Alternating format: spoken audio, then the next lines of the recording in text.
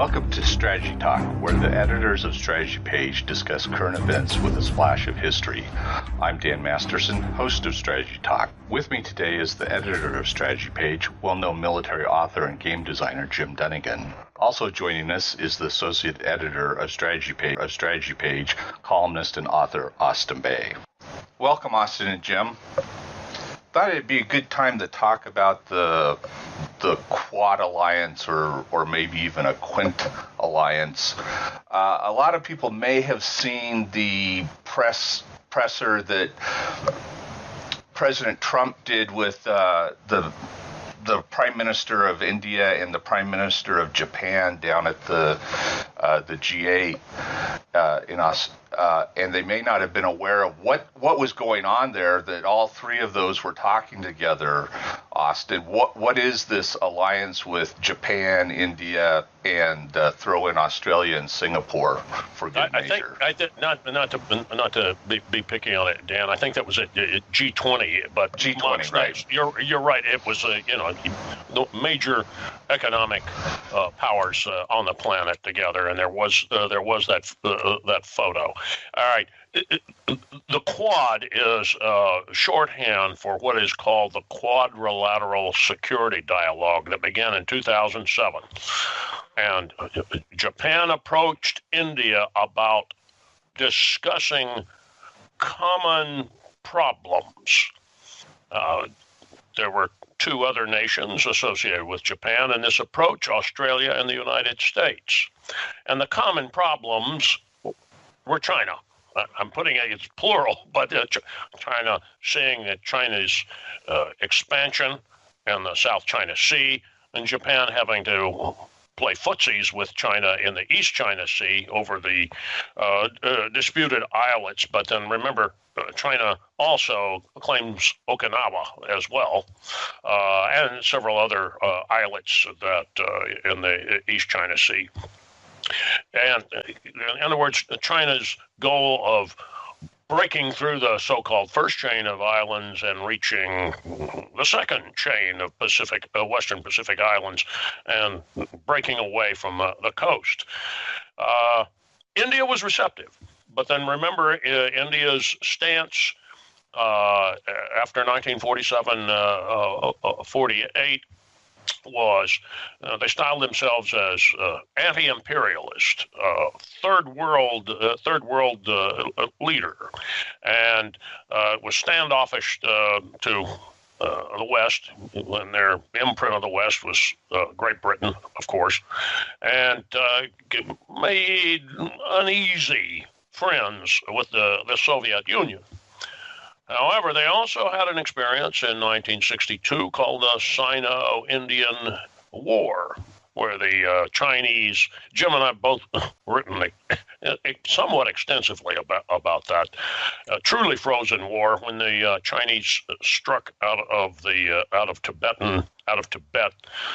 and seized several of the major passes heading south into India, and claiming that they had been classic Chinese territory. It was an offensive conducted by Mao Zedong at Mao Zedong's direction. So India and China have been at war, and the bad pun is really relevant here because it's so high altitude. It's the Himalayas, in a frozen war since 1962, which has given over time India much reason to consider its strategic position. Into the Cold War, things have changed. India's mellowed a little bit vis-a-vis its history with Great Britain. They always had a good relationship with the Australians because they saw them as fellow members of the Commonwealth who'd been abused by London. I'm not making this up. Remember the movie Breaker Morant? You'll get the gist of it. Singapore was. I'm adding Singapore to the mix. I've named the four involved in the Quad. A joke that I've made, and it shows up in my new book, Cocktails from Hell, but we bounced it around. Jim's laughed about it. Is that Singapore is the Quint and the Quad. Singapore had a great deal of both economic and military security cooperation with both Australia and India. In fact, Singaporean forces, and they need an area to maneuver, they go and train on Indian military training sites in India. Their Air Force trains on a couple of sites there, and they can really. There's I think an instrumented box. I know there is. I read about it. I'm not sure which it is. Singaporeans are up there all the time. So you had a nascent alliance of India, Singapore, and Australia. When I say nascent, it wasn't hard, but at a level of military officer to military officer cooperation, there it was. There was an understanding. Now remember, Singapore sits right on the Straits of Malacca. Remember that China's amazing economic renaissance is fed by natural resources flowing mostly from Southwest Asia and Africa, somewhat from South America, some from North America as well. But a lot of it comes, and a lot of their strategic minerals flow through the Indian Ocean and then come up through the Straits of Malacca, through the South China Sea to Chinese ports. Look at a map of the Indian Ocean and look where India sits. India is positioned, if it ever wanted to interdict, cut off, strangle Chinese ship traffic, bringing all the elements of the resources that feed China's economy. So could Singapore, and this is one of the things why all the Chinese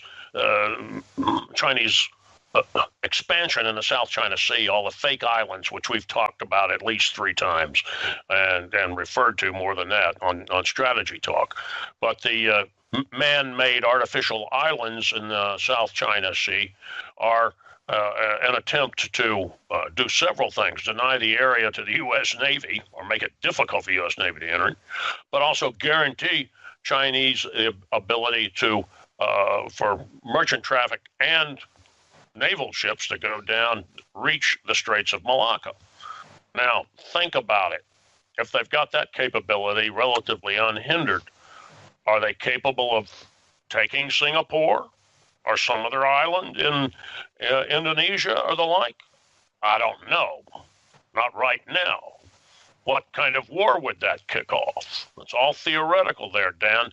But in terms of military planning, you have to recognize that that is a possible operation by the Chinese that has somewhere in Beijing, someone says this has strategic utility for us, meaning the Chinese government. If we can't buy it and we're sorely pressed, maybe we take it. Don't think the Singaporeans don't see this possibility, or other nations along the South China Sea. The Vietnamese and Filipinos right now feel very pressed by China. Moving back to India. India has slowly, it has been slow, but it's been definite and it's been observed, begun more open and overt cooperation with the United States and Australia and Japan. You'll see Indian ships show up on exercises, participate with them. You'll see Indian military planners, also even Indian diplomats and senior leaders, not just that picture with President Trump. Now, and this week, my Creator Syndicate column, On Point, on Strategy Page, discusses a high-level meeting that occurred, I think it was on December 2nd of this month, between U.S. SecDef Jim Mattis and India's defense minister. I have a very difficult time pronouncing her name, but by the way, she's the first female defense minister in India, and everything I can tell from the Indian press about her, she's very highly regarded. But they had a meeting in Washington, and Mattis was extremely nuanced in what he said. He says there is, as far as the United States is concerned, there is no conflict between strategic autonomy, which is something the Indians say they want. They don't want to be anybody's lackey or perceived as somebody's lackey. And all right, no conflict between strategic autonomy and strategic cooperation. Now, that's a very, very telling way of describing what, if I'm looking at it as a strategist in Beijing, is a Chinese nightmare. You've got India with 1 billion people, and compared to China, it certainly isn't as economically productive. India gets called the tortoise, and China the hare, meaning the tortoise and the hare story, where the tortoise is going to race the hare, but and the hare is way ahead. Well, that's China economically, way ahead in some ways militarily, and yet the tortoise can't be ignored because the tortoise keeps slowly plowing on. And when the tortoise, in this case, India is not really a tortoise, but that is employed to try to demonstrate the competition between China and India. But if India links up with Australia, the United States, and Japan, and it won't just be that Quad, or even adding Singapore, that Quint. China has a real problem. It's already got internal problems, but now it's got diplomatic and military problems of a very high order. At least China as an imperial expansionist power, and that's what it's become. And some degree, that action by China, not some degree, that Chinese imperialism and expansionism has what's created this counter-reaction. And that's what the Quad is about, a counter-reaction to coercive Chinese diplomacy and Chinese military muscle flexing, and then really an outright, and I've called it this, what they've done in the South China Sea is an invasion. It's an invasion using construction barges and fishing fleets and Coast Guard ships, and creating islands and then claiming that they are sovereign Chinese territory. And it's completely illegal. The Philippines got a ruling in 2016 from the Hague on using the UN's treaty on the Convention on the Law of the Sea, UNCLOS. China actually committed theft in terms of stealing fisheries, fishing grounds from the Filipinos, as well as intruding upon the Filipino territory, not just into its exclusive economic zone. And China's just shrugged. Well, if you're going to shrug like that, then you're going to encounter the Quad. And you're also seeing the change in the United States' attitude. We no longer see China's rise as peaceful. We see it as a threat. We see their cyber operations. And let me say this right now. We know, hey, Chinese intel listening to this, have a good time, guys. You're getting what you deserve. I'm speaking to the Chinese intelligence officers listening to this. And you built, there's Chinese action being met with a very effective diplomatic reaction. And you're also seeing, Jim will talk about this in greater detail, I know, because it's really, he's an expert on it. They're going to be running into very competent military organizations. that are now the Australians are about to field. Actually, they have one out there. Ballistic missile defense guided missile destroyers. The Japanese already have them. So there's going to be they're going to be facing a high-tech fleet manned by absolutely competent naval personnel that outclass theirs. So that's what the Quad is. Quadrilateral security dialogue. It's not an alliance yet, but it's starting to look like one. Well, actually, it's the Chinese aggression is spawning any number of unexpected alliances. The other one, which is part of the Quad, is what I call the Quint, and that is the Five Tigers. These are the five East Asian nations which rose like a phoenix from the ashes, economically and militarily after World War II. Japan, the most obvious one, still the third largest economy in the world. South Korea, which is now in the top 10. Taiwan, I forget where they are, but they're up there.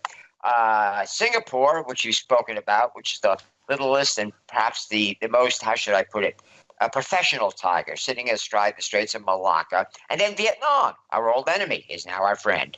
Now, I've done compilations, as it were, while writing articles for Strategy Page about the relative military power of the Five Tigers, and it surprised me the first time I did it, earlier in the year, was that the naval power of the Japan and South Korea alone basically wipes out any advantage the new Chinese fleet may have had, because the Americans can only put a portion of their fleet, even though they're leaning towards, Pacific now.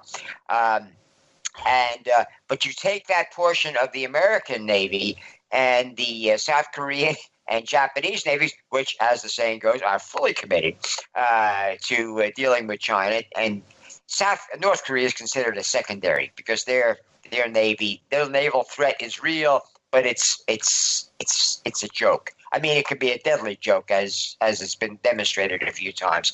But basically, they're dealing with an obsolete fleet, old ships, old submarines, old equipment.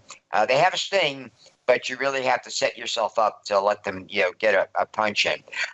So the Chinese have to worry about that, and of course now, as Austin pointed out, our government has gotten more aggressive, and the Chinese are worried. I mean, this latest thing about arresting the chief financial officer of Huawei, the largest telephone company. By the way, of course, as has been pointed out, she's the daughter of the founder of Huawei, who is an old hand in the Chinese security services, senior officer. He was. Well, to some extent, he still is. And this really got the Chinese riled. Of course, it's got the Canadians riled. They made the rest on the basis of a warrant we issued. And the Canadians, whatever they may believe about the Chinese, they believe the evidence in the warrant because we were basically pointing out that Huawei has been facilitating money laundering. Now, this is a case that actually has been around for a while, but and Canada apparently was in on helping with this, as it were, the investigation of the money laundering, which bothers them as well. That the Huawei was one of the using their financial clout, which is substantial and international, to help set up one of the conduits to get money, paid for goods Iran bought, basically to basically facilitate Iran smuggling, which is still going on. I just did another piece today. I mean, it won't be published for another week or so, about the Iran smuggling. In this case, it's a incident which only ended in 2016 when the Brits caught up with the guy. It was not a big deal, but as I point out in the piece, which you'll see in a week or so, this is one of many that the Iranians have going. In other words, they did not shut down. Well, I think we pointed out this before. The Iranians did not shut down their smuggling operation after the 2015 treaty, which is one reason why we basically backed out of that. And of course, I think that one reason for the Huawei prosecution, which is dicey diplomatically, is that it shows our NATO allies, our European allies, who are trying to set up a legal separate conduit so that Iran can trade. In other words, they're trying to openly get around the money problems of our sanctions. That helping Iran is not helping anybody. But China is always, they have resources. They are the one enemy, so to speak, we have, who has tremendous economic resources, and they are already applying them, as I pointed out in an article, as we pointed out, on Thailand right around Thanksgiving Day, that China has again proposed generous terms to Thailand to build the Kra Canal. Now, this has been kicked around like the Suez Canal was for centuries. It's the thinnest part of Thailand, the peninsula, now going down there at the Malaysian Peninsula, and it's 130 kilometers, relatively flat, territory. I don't think it needs any locks, but it does need some serious digging through some rocky areas. And the Chinese are willing, apparently, to pay to finance it on very generous terms. In other words, not one of these debt bombs they like to pull on people, like Sri Lanka recently.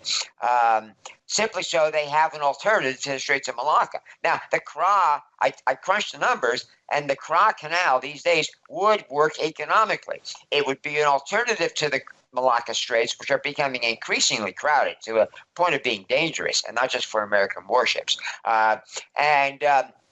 It would cut 2 days of time at sea for the major ships, the big container ships and the big tankers going to and from the Indian Ocean. And it would provide China with an alternative to the Malacca Straits. And now this bothers the Singaporeans, not a big deal, because being astride the Malacca Straits does provide them with a lot of business, but not an enormous amount. They have their own economy, which is, a mighty mouse, as they like to call it.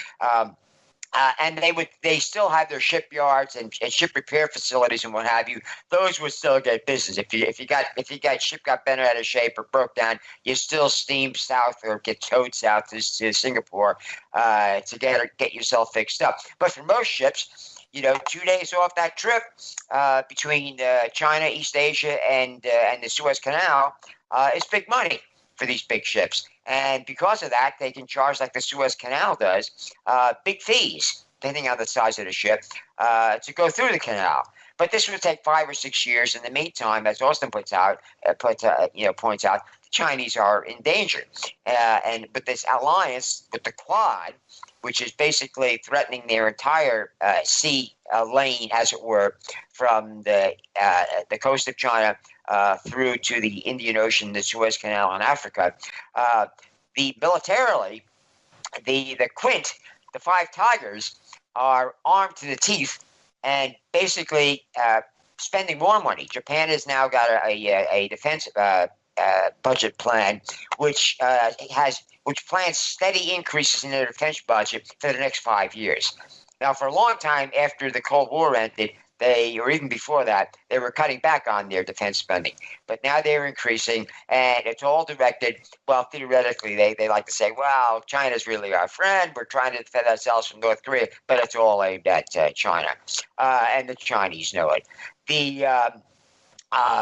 So the problems China has are growing, and as Austin points out, it's their own fault. I mean, they wouldn't be creating all these alliances, and what amounts to a East Asian arms race. To give you an example, in the air, Japan, South Korea, and Taiwan together, including Singapore.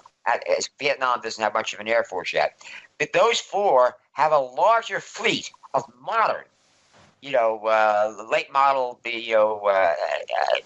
third generation and fourth generation aircraft than China does.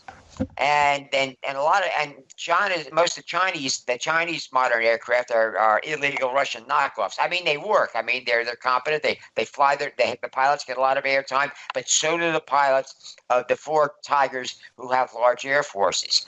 And they're all armed with long-range missiles, guided bombs. None of them use dumb bombs anymore.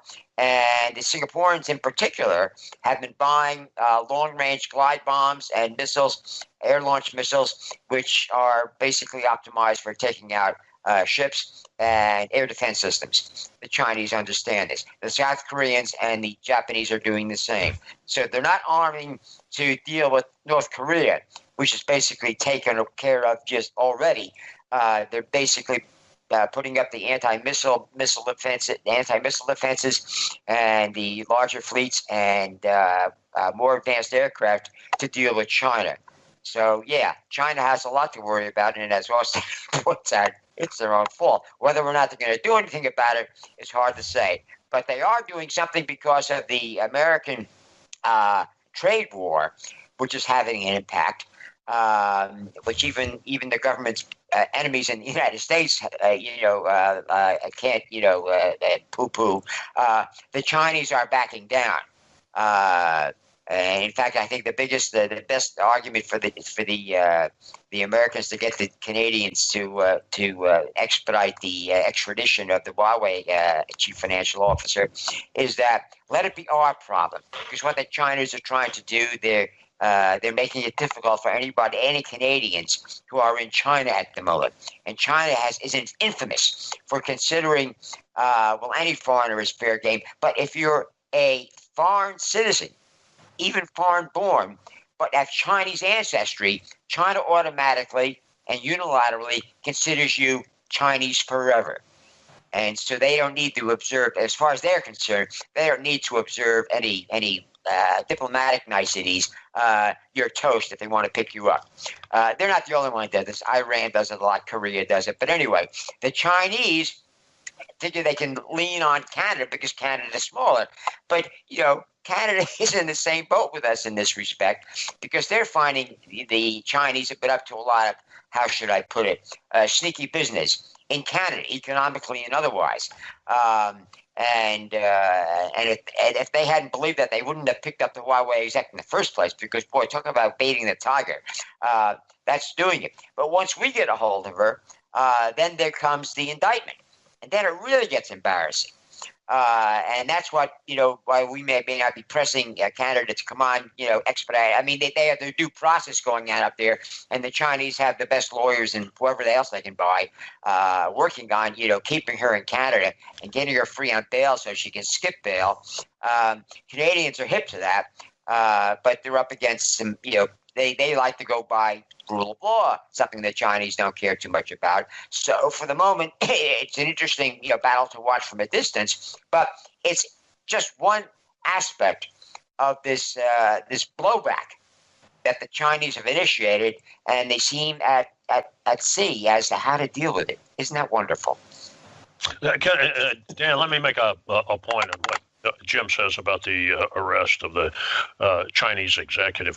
The Trump administration has sent by actions, not just in words, by action, several direct messages to the China's communist dictatorship that they're not going to get away with the continuous territorial expansion. In fact, there's the desire to see China abandon, an intent to see China abandon some of those artificial islands. I don't think it will happen, but you see that at least that being expressed or implied in American policy. But part and parcel of that is stop the cyber activities and stop the theft of technology and clean up your act in the business world. You've used all this money. You have some modernization at home, no doubt about it, for some good. China largely feeds itself now. That's an amazing accomplishment. They weren't doing that 40 years ago. They are now. But at the same time, you're starting to use this military muscle. You've already threatened Vietnam. You actually attacked Vietnam and taken some islands from them. You've threatened the Philippines. You've implied that you would go to war with Japan. Talked loosely of ultimately confronting the U.S. Navy. Usually they couch it as a Navy. You are still at war with India. And India has animus towards the Chinese. I wouldn't say it was fear. It's animus.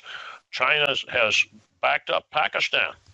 And India deeply, I'm talking about it at an emotional level. There's a lot of resentment for Chinese support of Pakistan. And it's all of those elements were already in play, but the actions by the Trump administration have,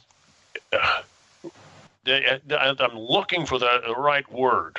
You're not seeing an enthusiasm. You're seeing a degree of relief on the part of these other nations to see that because the United States is still the critical actor. We're still a hyperpower. And if the U.S. is going to take a stand like arresting a senior Huawei executive for, as Jim said, there's an indictment out there. It's real stuff. It is something that that steels, STEELS, hardens it reinforces the will to resist China on the part of these other nations, and this is happening in real time. It's overdue. But China, this is why I'm going to say it again, but in a slightly different way. China had a real opportunity to modernize, gain wealth, and then liberalize. I mean, liberalizing in the classic British 18th, 19th century liberal sense, to develop a democratic polity instead of an authoritarian dictatorship. And they chose not to do that. And they counter-reaction to their aggressive military and aggressive economic, and I'll even use I already said coercive diplomacy. I guess we ought to use the iron dime too, huh, Jim? Intelligence information, because of all the cyber war, because their dime aggression, using the acronym for the elements of power, they're getting a high-level dime counter-reaction by nations on their borders and the most powerful nation in the world. Yeah, they've annoyed Canada as well. I mean, that's the only reason. That's one of the reasons Canada, was not saying, well, maybe we shouldn't grab this gal. They have a lot of beefs with China, which they are not as loud about as we are, but they feel the pain economically and in terms of intellectual property theft as much as we do. And like you say, this particular act with the Huawei executive basically demonstrated that we're not all cowering at the Chinese threats. Well, look, and I think it's on us. I know this is everybody. I think it's on us to take this action because the Chinese want to do everything bilaterally so they can beat up on Vietnam and not pay any price for it, beat up on the Philippines, threaten Japan, even spar with India, and with Canada. Oh well, we won't buy this from you. Look, even though the Canadians are quite competent, they need a new Air Force, by the way. Buy F-35s, guys. But I have no interest in Lockheed Martin. I want to see a Canadian Air Force that isn't flying dated CF-18s. But militarily competent, one of America's closest allies. But China could bully them. They're not going to bully us. They're not going to bully us. And she gets brought to the States. A lot of this is going to come out in court. It's going to embarrass the Chinese. Good. They deserve to be embarrassed. Now, Jim, one of the things that with all of this activity that's going on is China is walking a very thin tightrope here with their economy, correct? They could tip over into negative growth, and because their population, they still need to supply a huge number of jobs, and things could turn south for them very quickly, correct? Yes, well, they have two problems. One, they made a promise, Deng Xiaoping, back in the 1980s, that we will let you get rich. He basically said it's glorious to get rich, but you must, recognize the primacy of the Chinese Communist Party. Remember, the security services, the military, they swear an oath to defend the Communist Party, not China. And that always rankles a lot of countries that are communist dictatorships, which most of Eastern Europe used to be. They want a military that swears to defend the country, not it's one bunch of crooked politicians, and they so far have held up their end of the bargain. The economy has skyrocketed. Hundreds of millions of people have entered, by their standards, the middle class, and the people have generally remained, loyal or at least peaceful. But the Chinese are, as Austin puts it, are walking on thin ice because they basically use their absolute control over the banking system to allow basically a debt bubble. This is the kind of thing that hit Japan in the 1990s, and they never fully recovered from. But Japan had another problem, which was hurting them. They had the problem of how should I put it? When people get rich, they have fewer kids. I know that sounds strange, Dad. You're from Utah, but in the rest of the world, when you become a rich programmer, you say, the wife says, nah, one and done. The Chinese weren't really expecting that, apparently, and they've just reversed it. They've allowed 2 children, maybe 3 if you're still living in the boondocks. But right now, one of the things China is doing illegally is, and I mentioned this, we did the piece on Burma today, we have on our strategy page, that they are more aggressively stealing women from Burma for, Chinese back. I mean, seriously, that's become a big business they don't want to talk about because it's strictly illegal. Chinese men that they during the latter part of the how should I put it, the economic boom, there were like 20% more men born than women because you could check for the gender of the child before it was born and abort it, if it was going to be a girl. And many Chinese did, because if they're going to have one, they want a son because, in their tradition, the son will look after them. Although as a practical matter, a daughter is more likely to look after her parents than the son is. But that's something they're ignoring for the moment. So now they have this enormous, wife shortage. And this is aggravating a lot of Chinese. And then, of course, they have hanging over them the economic trauma that is waiting to hit them all in the side of the head. But people are already angry at how the Chinese government, in order to maintain the viability of their banking system with all this bad debt, they have manipulated, or allowed to be manipulated, the stock market. You got this new stock market, and the government can basically turn on a stock market crash anytime they want. Talk about pump and dump. Well, there it's national policy. And that aggravates a lot of people because a lot of these people with their new wealth, they put it into the stock market. The Chinese are also less than, as diligent as people would like to going after the Ponzi schemes and all the other, fly-by-night, financial things that pop up when people suddenly have a lot of money. It looks like United States in the 1920s, before the crash of '29. You had a lot of the same things going on, but it's also more. How should I put it? Scarily for China, it's like what was going on in Japan, which is basically a real estate bubble. There was no banking shenanigans. They just got the bank system went boom, and the Japanese government felt we cannot afford to let these banks, just clean themselves out, as it were. They went into a lot of debt. They did a slow roll, as it were. But at the same time, they were being hit with this cascading baby shortage. And if you read up on that, you'll find out it's still difficult to be a mother in Japan. They need babies. They say, oh, women, please have more kids, but they don't make it easy for them. Maybe a mom gets treated badly, and let's leave it at that. China is trying the incentives, extra tax breaks, et cetera, but with all this uncertainty, it's the uncertainty, as Austin points out, that is making Chinese nervous. They don't want to have more kids.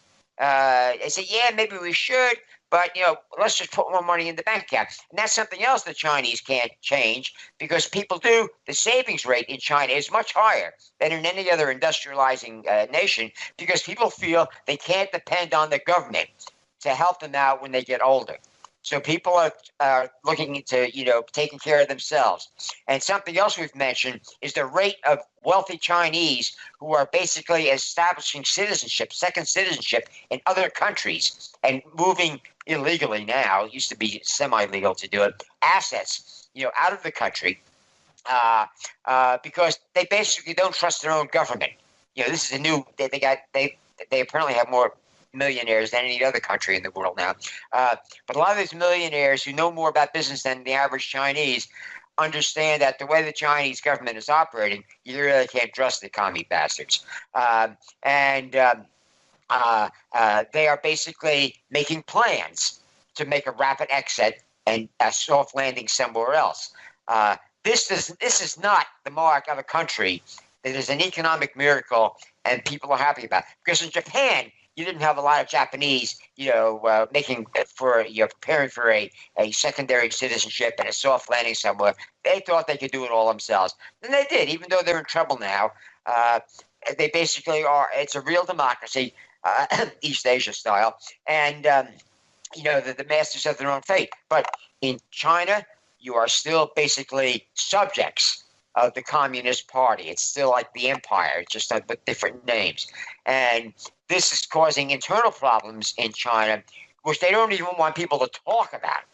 But, shades of George Orwell, 1984 is coming, but a little late, because they've got the cameras everywhere. They've got the, I don't know about the two-way TV, but I wouldn't be surprised if they have a version of Echo or, Alexa. They've got the social score. They want to pin and chip everybody. It's coming, and even the Chinese don't care for it. They've always put up with a lot of government regulation, as it were. That's why China was for a long time the most populous and the wealthiest country in the world. But that basically ended when the Industrial Revolution hit the rest of the world. And they're still trying to scramble back. And a lot of Chinese, even though you can't talk about it on the Chinese internet, there's a whole subculture of rapidly changing code words. As soon as the censors catch up with the new, code, as it were, people just quickly develop. And they've taken that as normal. What's the code war for, Chinese party, idiots, and it quickly gets around until it gets caught up with. So there are aspects of what's going on in China that are not generally known in the rest of the world, and they are the true predictors of where China is going. And as Austin points out, they're not going to a good place at the rate where they're operating now. Let me make a comment on before we wrap this up, Dan, on what Jim just said about what This is a term I've been experimenting with, Chinese digital repression, using all of this digital equipment, sensors of various types to monitor their own population. They're still riding the Tiananmen tiger, which is another tiger referred to.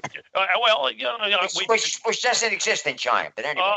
It does, but it does. And I know. It does. Lots of people know about it. They try to erase history there, and there the communist government killed at least 2,000 20,000. Well, I know. More documents have been released recently. I know. I'm battling over the figures. Let's just take the basement one, too. But they literally flushed the bodies away. They ordered the troops to run them over and flush them down the deep. Anyway, go ahead. Totally ugly, barbarous, and vicious. And it hasn't gone away. And where China, just to repeat what Jim said, they're not going to a good place. And I don't think the repression's going to work. I think it may ultimately be, you get so bad, it becomes a source of ignition. Is what it does. A source of ignition for igniting a absolutely terrible revolt, and it would be one that had extraordinary economic repercussions for the rest of the planet. Here we've moved from discussing the Quad, but Dan, can you see why the Quad is forming? It's forming because of China's external actions, but China also has a internal mess with consequences for everybody else. Yep. Well, we've run out of time, and we'll wrap it up there, and we'll talk to you gentlemen next time. Bye, guys. Bye. Till then.